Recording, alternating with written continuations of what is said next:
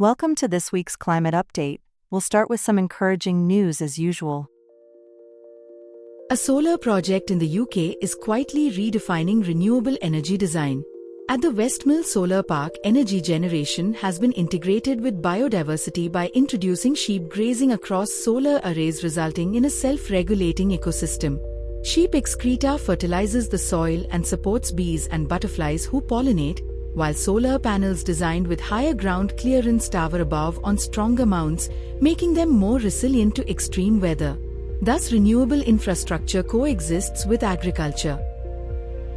Hydrogen-powered turbines are moving closer to reality, with Mitsubishi developing systems that already operate on 30% hydrogen blends, reducing emissions while remaining compatible with existing infrastructure. The next step, 100% hydrogen turbines, is targeted within this decade. Projects in the US and Europe are expected to cut emissions by millions of tons annually. In Jamaica, scientists are using underwater speakers to restore coral reefs. Studies show this method can double fish populations in 6 weeks and increase biodiversity by 50% by reviving degraded reefs. Coral reefs support 25% of marine life. They have already declined by nearly 50% since 1950. Such interventions are becoming critical. However, these advancements are unfolding alongside intensifying risks, particularly in India. Methane is 80 times more potent than carbon dioxide in the short term and contributes to nearly half of recent global warming. A global study tracking 3,000 methane plumes across 700 waste sites has raised concerns about large dumping grounds like Devnar and Kanjur Marg in Mumbai. While mitigation efforts such as biomining and gas capture are underway, experts stress that progress remains uneven and requires stricter enforcement and decentralized waste management. Agriculture is also under severe stress. A joint FAO-WMO report warns that extreme heat could make it unsafe for farmers to work for up to 50 days a year in some regions. Crop yields are already declining. Maize yields have dropped by 10%, with similar trends in wheat. In India, heat waves are expected to significantly impact rice production, especially in the Ganges and Indus Basin, where dense farming populations face the highest risk. The impact extends beyond crops to human health.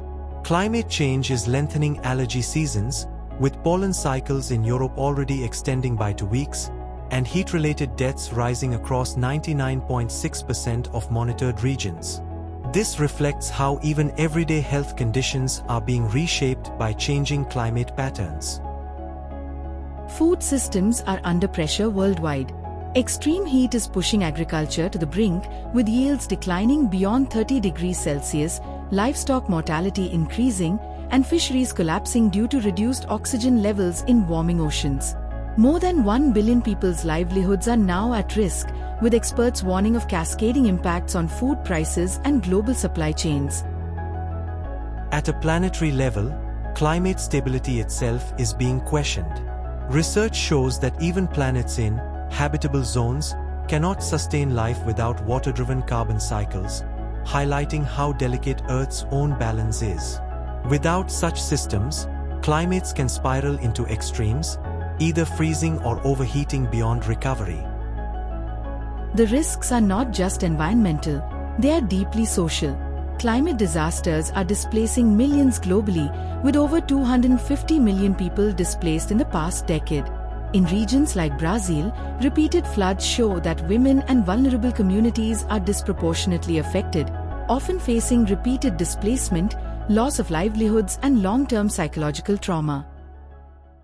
Critical climate systems may be nearing tipping points. Scientists now warn that the Atlantic meridional overturning circulation could collapse with a probability exceeding 50% within this century.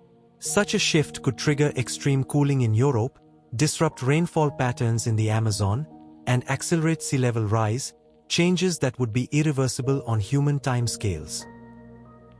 In the short term, the Iran war is accelerating investment in renewables, even while some countries are turning back to coal. And of course, emerging technologies are adding new pressures.